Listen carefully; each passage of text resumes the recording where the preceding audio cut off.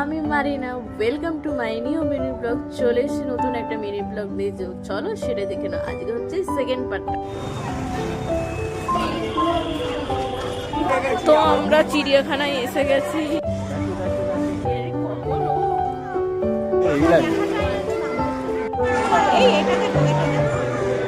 সব এখন বসে পড়েছে।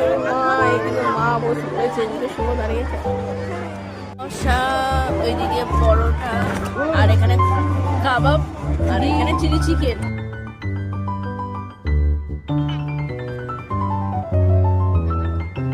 বেরিয়ে পড়ছি চিড়িয়াখানা থেকে।